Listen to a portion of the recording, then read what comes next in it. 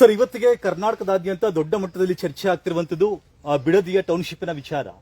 ನೀವು ಒಂದು ರೈತ ಸಂಘಟನೆಯ ಅಧ್ಯಕ್ಷರು, ಗೌರವಾಧ್ಯಕ್ಷರಾಗಿ ಅಥವಾ ಒಬ್ಬ ರೈತನಾಗಿ ನೀವು ಈ ಒಂದು ಬಿಡದಿ ಹೋರಾಟವನ್ನ ಯಾವ ರೀತಿ ನೋಡ್ತೀರಾ? ಇವತ್ತು ನಾವು ಕೂಡ ಭಾಳಷ್ಟು ದಿನದಿಂದ ಸುಮಾರು 106 ದಿವಸದ ಈ ಚಳವಳಿಯನ್ನು ನೋಡ್ತಾ ಇದ್ದೀವಿ. ಆದರೂ ಬರಲಿಕ್ಕೆ ನಮಗೂ ಕೂಡ ಯಾಕಂದ್ರೆ ಇವತ್ತು ಬಗೆಹರಿಬೋದು, ಇಲ್ಲ ನಾಳೆ ಬಗೆಹರಿಬೋದು ಅಂತೇಳಿ ನಾವು ಕೂಡ ಕಾದು ಇವತ್ತು ಸುಮಾರು 475 ದಿನಕ್ಕಿಂತ ಮೇಲ್ಪಟ್ಟ ಚಳವಳಿ ಪ್ರಾರಂಭ ಆಗೈತಿ. ನಾವು ಕೂಡ ಇವತ್ತು ನಮ್ಮ ಗುರೂಜಿಯವರ ನೇತೃತ್ವದ ನಾವೆಲ್ಲ ಕೂಡ ಹಲವಾರು ರಾಜ್ಯದ ಎಲ್ಲ ನಾಯಕರು ಕೂಡ ಬಂದು ಭೇಟಿ ಕೊಟ್ಟಾಗ ನೋಡಿದೀವಿ. ಭಾಳ ನೋವಾಗ್ತೈತಿ. ಯಾಕಂದ್ರೆ ಸರ್, ಜನರಲ್ ಇದ್ದಂತ ಒಂದು ಪ್ರಶ್ನೆ ಏನು ಅಂದ್ರೆ, ನೀವು ಅವತ್ತಿಗೆ ಗುರ್ಲಾಪುರ ಹೋರಾಟ ಅಂತ ಬಂದಾಗ ದೊಡ್ಡ ಮಟ್ಟದಲ್ಲಿ ಕೇವಲ 9 ರಿಂದ 10 ದಿನಗಳ ಕಾಲ ಹೋರಾಟ ಮಾಡ್ತೀರಾ. 10 ದಿನಗಳಲ್ಲಿ ನಿಮ್ಗೆ ಏನ್ ಬೇಕಾಗಿತ್ತು ಅದನ್ನ ದೊರಕಿಸಿಕೊಡ್ಬಹುದಾದಂತ ಶಕ್ತಿ ನಿಮ್ಮಲ್ಲಿ ಇತ್ತು ಅನ್ನೋದಾದ್ರೆ 470 ದಿನಗಳ ಕಾಲ ನೀವು ಬಿಡದಿ ಏನು ಹೋರಾಟಗಾರರು, ರೈತರು ಹೋರಾಟ ಮಾಡ್ಬೇಕಿತ್ತ? ನೀವು ಮುಂಚೆನೆ ಬರ್ಬೋದಿತ್ತಲ್ವಾ? ಅದು ನಾವು ಎಲ್ಲ ಕಡೆ ಇವ್ರು ಅಕ್ಕವರಿ ಕಾರ್ಯಕ್ರಮ ಮಾಡ್ತಿರ್ತಾರೋ, ಈ ಭಾಗದ ದೊಡ್ಡ ದೊಡ್ಡ ಹೋರಾಟಗಾರದಾರಲ್ಲ ಅವ್ರು ಏನಾದ್ರು ಕ್ರಮ ತಗೊಂಡು ಮಾಡ್ತಾರ ಅನ್ನುವಂಥ ಚಿಂತನೆ ಒಳಗೆ ಕೂಡ ನಾವು ಇರ್ತಕ್ಕಂಥ ವಿಚಾರದಾಗ ಕೂಡ ಇತ್ತು. ಅವರು ಕೂಡ ಬಂದು ಬೆಂಬಲ ಕೊಟ್ಟು ಇವತ್ತು ಚುಕ್ಕಿ ಮೇಡಮ್ ಇರ್ಬೋದು, ಹಲವಾರು ರೈತ ಮುಖಂಡರು ಕೂಡ ಬಂದು ದೊಡ್ಡ ಪ್ರತಿಭಟನೆ ಮಾಡಿ ಆ ಸಂದರ್ಭದಾಗ ಅದನ್ನ ಬಹುಶಃ ಸ್ಟಾಪ್ ಮಾಡ್ತಾರ ಅನ್ನುವಂಥ ಭರವಸೆ ಬಂತು. ಆದ್ರೂ ಕೂಡ ಡಿ.ಕೆ. ಶಿವಕುಮಾರ್ ಸಾಹೇಬ ತನ್ನ ದರ್ಪ ಬಿಡ್ಲಿಲ್ಲ. ಈ ಭೂಮಿ ತಗೊಂಡ ತೀರ್ತನ ಅನ್ನುವಂಥ ಮಾತನ ಅಂದ್ರೆ ನಮಗೂ ಕೂಡ ಬಹಳ ಮನಸ್ಸಿಗೆ ಆಯ್ತು. ಆ ಕಾರಣಕ್ಕಾಗಿ ಇವತ್ತು ನಾವೆಲ್ಲ ಭಾಗವಹಿಸಿದೀವಿ. 100% ಈ ಚಳವಳಿ ಸಕ್ಸಸ್ ಆಗುದ. ಡಿ.ಕೆ. ಶಿವಕುಮಾರ್ ಅಪ್ಪ ಬಂದರೂ ಕೂಡ ಭೂಮಿ ಕೊಡ್ಲಿಕ್ಕೆ ಸಾಧ್ಯ ಇಲ್ಲ. ಯಾಕಂದ್ರೆ ಇದು ಭೂಮಿ ಫಲವತ್ತಾದ ಭೂಮಿ ಐತೆ. ಅವ್ನು ಕುತ್ಕೊಂಡು ಬರ್ಡ್ ಭೂಮಿ ಹೇಳ್ತಾರೆ. ನಾವು ಇಲ್ಲಿ ಏನು ಜಾಗದಾಗ ಸ್ಪಾಟ್ದಾಗದು ಇಲ್ಲೇ ಸುಮಾರು 30,000 ಅಡಿಕೆ ತೋಟ ಐತಿ, ತೆಂಗಿನ ತೋಟ ಐತಿ, ಪಪ್ಪಳ ಇದೆ, ಬಾಳಿಕಾಯಿ ಇದೆ, ಹಲವಾರು ಎಲ್ಲ ರೀತಿಯ ಇವತ್ತು ಬಾಜಿಗಳನ್ನ ಬೆಳಿತಾರೋ. ಒಳ್ಳೆ ಇವತ್ತು ತೋಟ ಐತೆ. ಇವತ್ತು ಬರ್ಡ್ ಭೂಮಿ ಅಂತ ಹೇಳ್ತಾನಂತಂದ್ರೆ ಈ ಡಿ.ಕೆ. ಶಿವಕುಮಾರ ಮನುಷ್ಯ ಅದಾನು ಏನು ದನಗಿನ ಅದಾನು ಅನ್ನುವಂಥದ್ದು ಅರ್ಥ ಆಗತೈತಿ ಇವತ್ತು ನಮಗ. ಅಲ್ಲ, 25 ವರ್ಷದಿಂದ ಗಿಡವನ್ನು ಬೆಳೆಸಿ ಅದನ್ನ ಕೂಸಿನಂಗೆ ಜಪಾನ್ ಮಾಡಿದ್ದು ಗಿಡಕ್ಕೆ 50,000 ಅಲ್ಲ 1 ಕೋಟಿ ಕೊಟ್ಟರು ಒಂದು ದಿವಸನಾಗ ಗಿಡ ಬೆಳಿತೈತಿ. ಇಲ್ಲ, ಅವರು ಹೇಳ್ತಿರುವಂತದ್ದು 1 ಎಕರೆ ಭೂಮಿಯನ್ನ ಸ್ವಾಧೀನಪಡಿಸ್ಕೊಂಡ್ರೆ 2.5-2.25 ಕೋಟಿ ಕೊಡ್ತೀವಿ ಅನ್ನೋದಾದ್ರೆ ರೈತರು ತಗೊಂಡು ಆರಾಮಾಗಿರ್ಬೋದಲ್ಲ. 10 ಕೋಟಿ ರೂಪಾಯಿ ಅವ್ನು ರೊಕ್ಕ ಕೊಡತನ್ನಂತಂದ್ರು ರೊಕ್ಕಕ್ಕೆ ಮರ್ಯಾದೆ ಇಲ್ಲ. ರೊಕ್ಕ 10 ಕೋಟಿ ಕೊಟ್ಟಣಂದ್ರೆ ನಾವು ಒಂದು ಗುಂಟೆ ನಮಗೆ ಯಾವ ಜಾಗ ಕೊಡೋದಿಲ್ಲ. ಇಂಥ ಭೂಮಿ ನಮಗೆ ಬೇಕಪ್ಪ ಅಂದ್ರೆ 10 ಕೋಟಿ ಕೊಟ್ರೆ ಅಲ್ಲಿ ಕೊಡೋರು ಒಂದು ಗುಂಟೆ ಕೊಡೋರು ಯಾರು? ಭೂಮಿ ರೊಕ್ಕ ಮುಖ್ಯ ಅಲ್ಲಿಲ್ಲ. ರೊಕ್ಕ ಇವರೆಲ್ಲ ಹಿಂಗೆ ಲೂಟಿ ಮಾಡಿ 2 ನಂಬರ್ ಮಾಡಿ ನಾವು ರೈತರದು ನಮ್ಗೆ ಅವತ್ತು ಅವಶ್ಯಕತೆ ಇಲ್ಲ.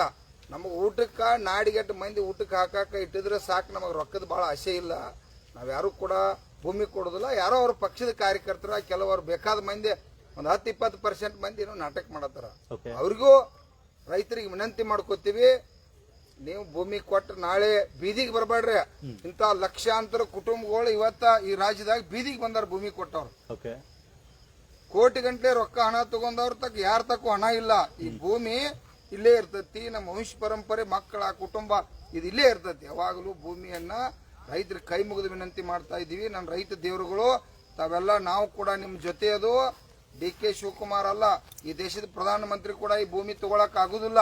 ಯಾಕಂದ್ರೆ ನಮ್ಮ ಉತ್ತರ ಕರ್ನಾಟಕದಾಗ ಇವತ್ತು ಅರಣ್ಯ ಇಲಾಖೆ, ಕಂದಾಯ ಇಲಾಖೆದ ಲಕ್ಷಾಂತರ ಎಕರೆ ಜಮೀನು ಐತಿ, ಬರ್ಡ್ ಭೂಮಿ ಐತಿ. ಅಲ್ಲಿ ಕಂಟಿ ಬೆಳಿತಾರ. ಅಲ್ಲಿ ಬರ್ಲಿ, ಆ ಭಾಗದ ಸಾಕಷ್ಟು ಮಂದಿ ಉದ್ಯೋಗರ ಸಿಗ್ತೈತಿ. ನಾವು ಬೆಂಗಳೂರಿಗೆ ಬರೋದ್ರ ದುಡಿದು ಬಂದಿದ್ದು ತಪ್ಪತೈತಿ.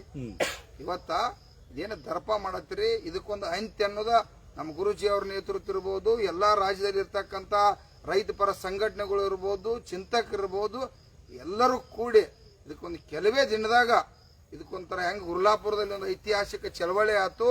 ಬಿಡದಿ ಸಂಬಂಧ ಇಡೀ ರಾಜ್ಯದಲ್ಲಿ ಇರ್ತಕ್ಕಂಥ ಎಲ್ಲಾ ಹೋರಾಟಗಾರ ನಾವು ಈ ಸ್ಥಾನ ಮಾನ ಇದೆಲ್ಲ ಮುಖ್ಯ ಅಲ್ಲ. ಈ ಬಿಡದಿ ರೈತ ದೇವರುಗಳು ಬೀದಿಗೆ ಬರತ್ತಾರೋ. ನಮ್ದೇನು ಸಿಟ್ಟ ದ್ವೇಷ ಏನ್ ತಾಕತ್ತೈತಿ ರೈತರದ ಅದನ್ನ ಬಿಡದಿ ಒಳಗೆ ಬಂದು ತೋರಿಸಿ 10 ದಿವಸ ಆಗೋದಾಗ ರಾಷ್ಟ್ರೀಯ ಹೆದ್ದಾರಿ ಬಂದ್ ಮಾಡ್ತು, ತಿಂಗಳಾಗೋದಾಗ ಬಂದ್ ಮಾಡ್ತು. ಒಮ್ಮೆ ಮುಖ್ಯಮಂತ್ರಿ ಇದಾರೆ ತಿಳಿಲಿ, ಯಾಕಂದ್ರೆ ರೈತರ ತಾಕತ್ತಾರೆ ತಿಳಿಲಿ ಅಂತ ಕೆಲಸ ಇವತ್ತು ರೈತ ಸಂಘ ಚಿಂತನೆ ಒಳಗೈತಿ. ರಾಜ್ಯದಲ್ಲಿ ಎಲ್ಲರೂ ಕೂಡ ಈ ಚಿಂತನೆ ಒಳಗದರು. ಅದಕ್ಕೊಂದು ಒಳ್ಳೆ ದಿನ ಬರ್ತೈತಿ. ಬಿಡದಿ ಒಳಗೆ ಮಾತ್ರ ಭೂಮಿ ಎಂದು ಕೊಡ್ಲಿಕ್ಕೆ ಸಾಧ್ಯ ಇಲ್ಲ. ಸರ್, ಇವತ್ತಿಗೆ ರೈತರಲ್ಲಿರುವಂತ ಸಂಶಯ ಏನು ಅಂದ್ರೆ, ಕಾರಣ ಈಗಾಗಲೇ ತುಂಬಾ ರೈತ ಸಂಘಟನೆಗಳು ಬಂದೋಗಿದೆ. ಅವರು ಕೇವಲ ವಾಸ್ತವವನ್ನ ನೋಡ್ತೀನಿ ಅಂತ ಹೇಳಿ ಅವತ್ತು ಬರ್ತಾರೆ, ಒಂದ್ ದಿನ ನೋಡ್ತಾರೆ, ಹೋಗ್ತಾರೆ. ನಿಮ್ದು ಅದೇ ರೀತಿ ಇವತ್ತಿಗೆ ಬಂದ ಪುಟ್ಟ ಓದ ಪುಟ್ಟ ರೀತಿ ನೀವು ಹೋಗ್ತೀರಾ, ಅಥವಾ ಮುಂದಿನ ಹೋರಾಟದ ರೂಪುರೇಷೆ ಯಾವ ರೀತಿ ಇರುತ್ತೆ ನಿಮ್ದು? ಈಗ ಎಲ್ಲರೂ ಬಂದರು, ಎಲ್ಲರೂ ಹೋರಾಟಗಾರರು, ನಾವು ಕೂಡ ಹೋರಾಟಗಾರರು. ಎಲ್ಲರಿಗೂ ಕೂಡ ಗಮನ ಹೋದರೂ ಕೂಡ ಬಿಡದಿ ಕಡೆನೇ ಲಕ್ಷ್ಯ ಐತಿ. ಯಾಕಂದ್ರೆ ಬಿಡದಿ ಇದನ್ನ ರಾಜ್ಯದ ಮುಖ್ಯಮಂತ್ರಿ ಪರ್ಸನಲ್ ಆಗಿ ತಗೊಂಡಾನ. ಅವ್ರ ರಾಜಕೀಯ ಪ್ರತಿಷ್ಠೆ ಆಗಿದೆ ಅಂತ ಅನ್ಸಲ್ವಾ? ರಾಜಕೀಯ ಪ್ರತಿಷ್ಠೆಯಿಂದ ನಡೀತಿದೆ ಅಂತ ಪ್ರತಿಷ್ಠೆ ಅನ್ಸಲ್ವಾ? ತಗೊಂಡಾನೋ ಇದೇನು ಅವ್ರ ಅಪ್ಪನ ಮನೆ ಆಸ್ತಿ ಅಂತೇಳಿ ತಿಳ್ಕೊಂಡ ಈ ರೈತರ ಗೋರಿ ಮೇಲೆ ರಾಜಕಾರಣ ಮಾಡತ್ತಾನೋ ಗೊತ್ತಿಲ್ಲ. ಯಾವುದೋ ಆಗಲಿ ಒಂದು ದಿನ ಬರ್ತೈತೆ, ಓಕೆ, ಎಷ್ಟೋ ಒಬ್ಬ ಕೆಟ್ಟ ವ್ಯಕ್ತಿ ಇದಾನಂತಂದ್ರು ಅವ್ ಒಂದ್ ದಿನ ಬಂದು ಸಮಾಧಿ ಆಗ್ತಾನ. ಇದಕ್ಕೂ ಒಂದ್ ದಿನ ನಾ ಇಂಥ ಪರಮ ಪೂಜ್ಯರು ಇಲ್ಲಿ ಪಾದ ಹಾಕ್ಯಾರೋ. ಯಾಕಂದ್ರೆ ಅವ್ರ ಗುರುಜಿ ಅವ್ರದಾರ, ಸನ್ಯಾಸಿ ಅದಾರ. ಅವರ ಸುಮಾರು ನಾವು ಒಂದು ತಿಂಗಳಿಂದ ಇಲ್ಲಿ ಬರ್ಬೇಕಂತಂದ್ರು ಕೂಡ ಇವತ್ತು ಅವ್ರ ಗುರುಜಿ ಅವರ ನೇತೃತ್ವದಾಗ ನಾವೆಲ್ಲ ಕೂಡ ಬಂದು 100% ನಾವು ಎಲ್ಲಿ ಇವತ್ತ ನ್ಯಾಯ ನೀತಿ ಧರ್ಮ ಸ್ವಚ್ಛಲೆ ಕೈ ಹಾಕ್ತೋ ಅದು ನಕ್ಕಿ ಇವತ್ತು ಸಕ್ಸಸ್ ಆಕತಿ. ಇದು ಕೂಡ ಒಂದು ತಿಂಗಳು ಹೆಚ್ಚ ಕಡಿಮೆ ಒಂದು ದಿನ ಅಂತ್ಯ ಅನ್ನುವಂಥದ್ದು ಬರ್ತೈತಿ.